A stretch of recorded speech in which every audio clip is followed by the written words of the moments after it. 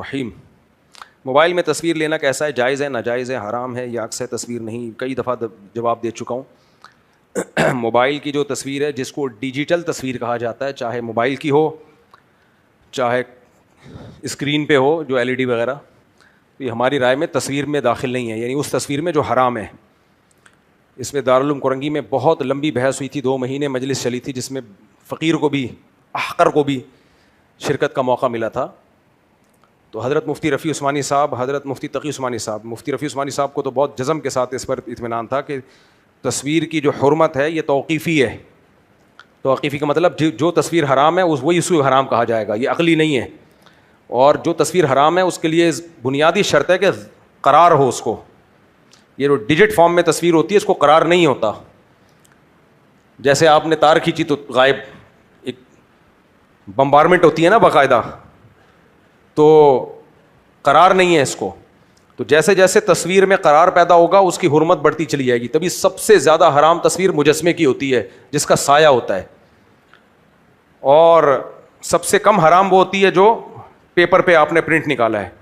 اور پھر اس میں یہ جو درجہ ہے کہ صرف ڈیجٹ فارم میں ہو، تو اس میں بہت سے علماء کی رائے ہے کہ اس تصویر میں یہ داخل ہی نہیں ہے. باقی دلائل سے میں بہت دفعہ اس مسئلے کو ریکارڈ کروا چکا ہوں، اب بار بار ایک ہی مسئلہ ریپیٹ ہو تو اچھا نہیں ہے. باقی جو علماء ناجائز سمجھتے ہیں تو وہ بھی ہمارے لیے قابل احترام ہے.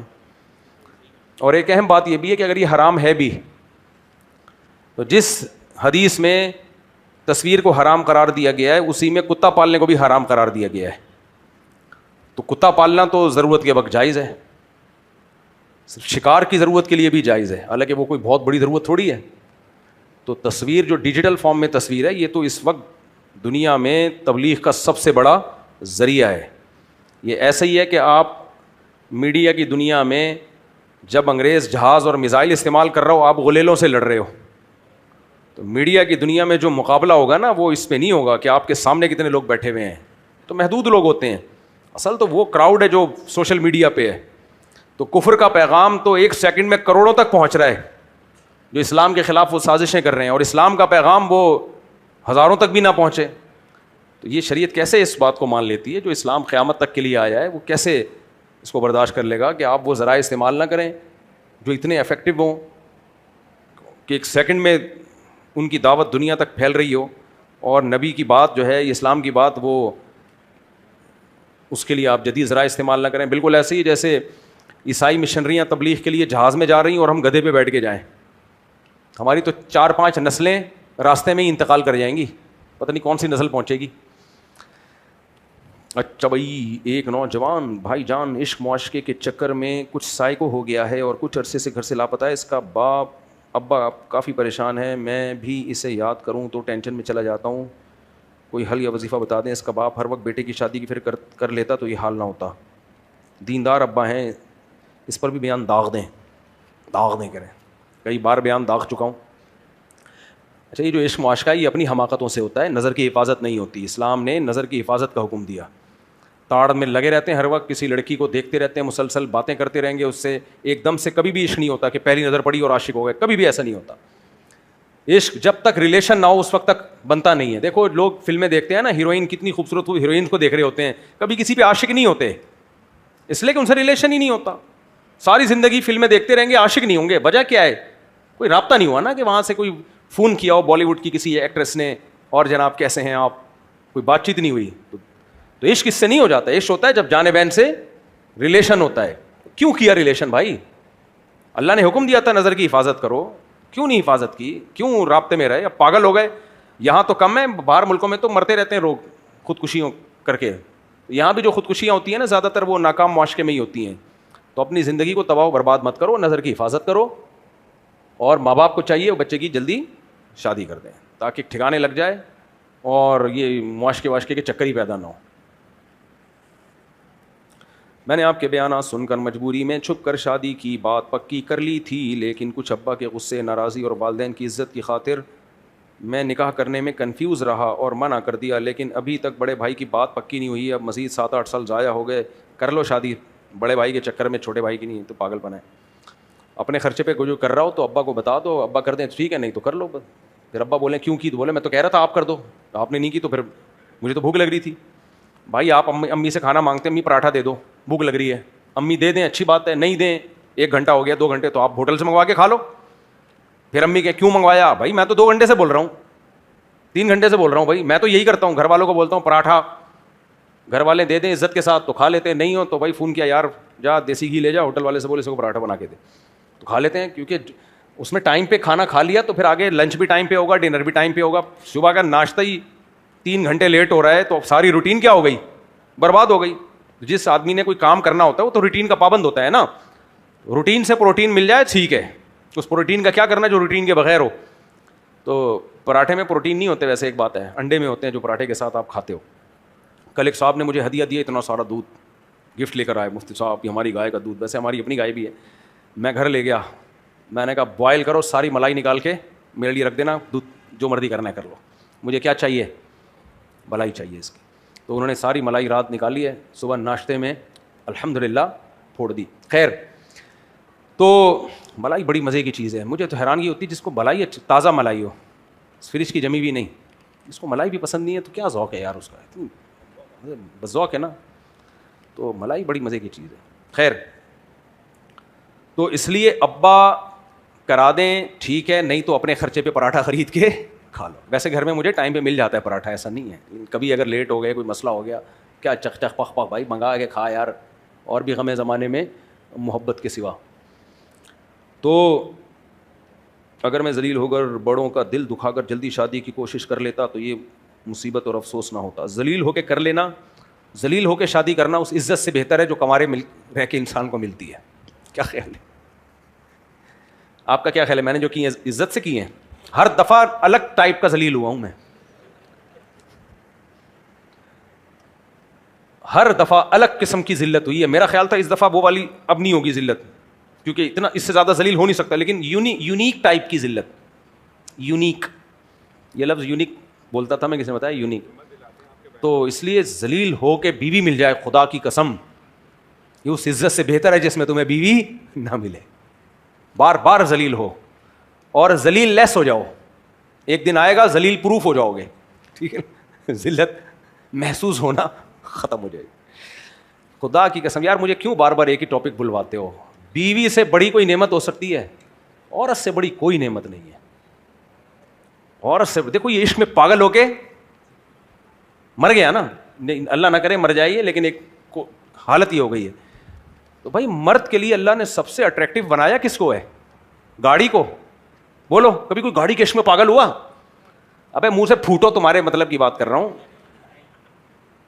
کبھی کوئی اپنی گائے پہ عاشق ہو کے مر گیا؟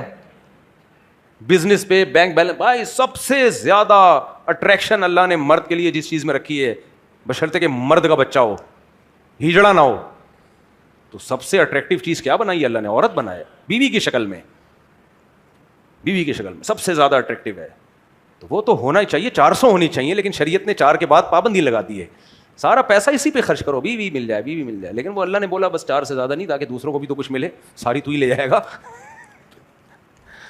تو اس کے جھگڑے بھی نعمت, اس کے لڑائیاں بھی نعمت, کیونکہ بیوی سے جو محبت مرد کو ملتی ہے, وہ بشرطے کہ وہ بھی عورت ہو شریف, وہ محبت بھی کسی سے دنیا میں نہیں ملتی. جو ٹوٹ کے محبت بیوی کرتی ہے, ہم تو لطیفے سناتے ہیں یہ ایسے ہی ہیں, لیکن حقیقت یہ آدمی کو جو محبت اس کی بیوی سے ملتی ہے وہ کسی سے دنیا میں نہیں ملتی ہے. وہ الگ ٹائپ کی محبت ہے, جذباتی محبت ہے وہ. تو وہ دیکھو, آدم علیہ السلام کے لیے اللہ نے جنت میں بور ہو رہے تھے تو اماں بھی پیدا کر سکتے تھے آدم علیہ السلام کے لیے, ابا بھی پیدا کر سکتے تھے. کیا خیال ہے؟ اللہ نے بیوی پیدا کی آدم علیہ السلام کے لیے. جنت میں آدم علیہ السلام نہروں میں, دودھ کی نہر, شہد کی نہر, بڑے بڑے باغات, لیکن بیگم کے بغیر کیسے لگ رہے تھے؟ پھیکے. شریکہ حیات کو پیدا کیا. اللہ دوست بھی پیدا کر سکتے تھے جنت میں. بھائی آپ جنت میں گئے, بور ہو رہے ہو, جمشید پیدا کر دیا آپ کے لیے, اسی کے ساتھ ٹائم گزارو. کیا خیال ہے؟ بڑی بڑی مونچھوں والا, داڑھی والا جمشید ڈولے بنا کے آ رہا, آپ بولے ہٹا بے, تو خالی گپ شپ کے لیے ٹھیک ہے, لیکن جو دل دینے کے لیے کیا ہے؟ اللہ نے بیوی کو بنایا, تو وہ محبت ملتی ہے, اس سے اولاد بھی ملتی ہے, خاندان آباد ہوتا ہے. اولاد کی نعمت, بیٹوں کی بیٹیوں کی نعمت بھی کہاں سے ملتی ہے؟ اور گرل فرینڈ وہ آلٹرنیٹ نہیں ہے بیوی کا, کیونکہ گرل فرینڈ کو بھی پتا ہوتا ہے حرام رشتہ ہے, اس کے لاشعور میں یہ بات ہوتی ہے, اور اس رشتے کی کبھی بھی بریک اپ ہو سکتا ہے, اس میں خاندان انوالو نہیں ہے. 20 مسائل ہیں, تبھی تو بھنگی چماروں والا رشتہ ہے گرل فرینڈ اور بوائے فرینڈ کا. یہ تو گدھے گھوڑوں میں بھی ہوتا ہے, گدھے کے گدھی سے دوستی ہو جاتی ہے تھوڑے ٹائم کے لیے. تو اس لیے یہ جو میں پاگل نہیں ہوں, جو میں اتنے آپ لوگ کو سمجھا رہا ہوتا ہوں, آپ سمجھتے ہو کہ مفتی صاحب کیا ہو گئے ہیں, پاگل ہو گئے, ان کا دماغ خراب ہو گیا ہے. دماغ آپ لوگ کا خراب ہو گیا ہے, میرا الحمدللہ سیٹ تھا, سیٹ ہے, اور اللہ سے امید ہے انشاءاللہ موت تک سیٹ رہے گا. آپ لوگ نہ خراب کر دو اپنی باتیں کرا کے مجھے, تو امید ہے انشاءاللہ سیٹ رہے گا. اس لیے بیگم کو فوکس کرو, بیگم کو محبت بھی کرو, اس کے خرچے بھی اٹھاؤ, کنجوسی مت کرو, خرچ کرو اس پہ. جتنی صحت مند وہ رہے گی آپ کا فائدہ ہے. ایک صاحب نے مجھے بڑی اچھی بات کی, کہتے ہیں میں اپنی بہو کو ہر تھوڑے دن کے بعد اس کے ماں باپ کے گھر خود بھیجتا ہوں, کیونکہ ریلیکس ہوگی تو گھر میں خوش رہے گی. سسرال میں تھوڑی سی بہرحال شروع میں شادی کے شروع میں عورت کو ایک ٹینشن ہوتی ہے, تو وہ ماں باپ کے گھر جائے گی کھلی ڈلی, کوئی کام دھندہ کوئی ذمہ داری نہیں ہوتی اس کی. تو میں نے کہا بڑی اچھی بات ہے. کہہ رہے ہیں بھائی جتنا یہ ریلیکس ہوگی ہمیں فائدہ ہوگا نا. کیا خیال ہے؟ لوگ مزدوروں کو چائے پلاتے ہیں, ان کو پتہ ہے اس کو چائے پلا دو تو دماغ اس کا سیٹ ہو جائے گا, کام ادھر صحیح کرے گا. مزدور چائے مانگ رہے ہوتے ہیں نا, سیٹ لوگ پلاتے ہیں, ان کو پتہ ہے چائے نہیں ملی تو ہمارا ہی کام خراب ہوگا, تو چائے پہ اتنا خرچہ نہیں ہو رہا, جس آؤٹ پٹ اس کا زیادہ ہو رہا ہوتا ہے. تو اسی طرح ہر عقل مند چاہتا ہے کہ بھائی بیگم پہ خرچہ کرو گے, صحت اچھی ہوگی, آپ ہی کا مستقبل اچھا ہوگا. اور بیگم کو کنجوسی کر کے بچے تو پیدا کر رہے ہیں. میرے بچہ پیدا کرنے والا بیان سنا, کھلائی پلائی والا نہیں سنا لوگوں نے. بعض لوگ ایسے بھی کم بخت ہیں, کہتے ہیں بچے زیادہ ہونے چاہیے, لیکن بھائی بیگم کی صحت کا بھی خیال ہونا چاہیے, اس کے آرام کا بھی ہونا. یہ والا میں تھے نہیں وہ اتفاق سے بیان میں, تو سارا زور بچے پیدا کرنے پر لگا دیا. جب عورت کو پریگننسی ہوتی ہے اس کو زیادہ خوراک نہیں, لیکن کوالٹی اس کی خوراک کی اچھی چاہیے ہوتی ہے.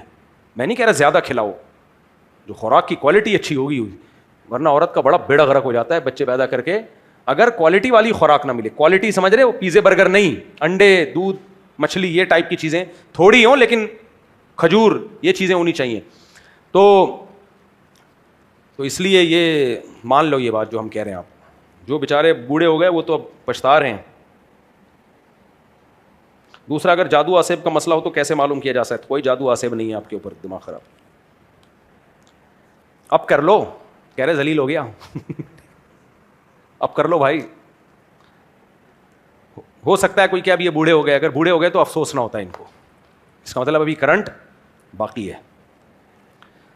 دعا کی درخواست ہے. سراج صاحب آسن کے والد حسن عبد الرؤف کی سسٹر کو کینسر ہے. رحیم النساء بیگم احمد نعمانی صاحب, دل سے دعا ہے جی اللہ تعالیٰ ان سب کو جلد سے جلد صحت کاملہ عاجلہ عطا فرمائے. آپ لوگ بھی دل سے دعا کر لیا کریں جب ایسی کوئی پرچی آتی ہے نا.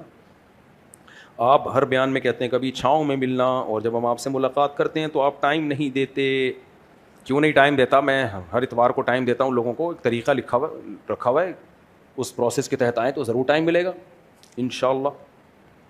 مفتی صاحب مجھے ضمانت نامہ لکھوانا ہے جامعۃ الرشید میں داخلے کے لیے. بھائی میں آپ کو جانتا نہیں ہوں, ضمانت نامہ تو اس کا لکھ کے دیا جاتا ہے جس کو بندہ پہلے سے جانتا ہو. تو آپ اپنی مسجد کے امام جو آپ کے محلے کے ہوں, یا کوئی بھی ایسے مدرسے کے عالم ہوں جو جن مدرسے سے معلومات لی جا سکیں, ہاں بھائی یہ وہیں کے عالم ہے, تو وہ ضمانت نامہ لکھ کے دینا.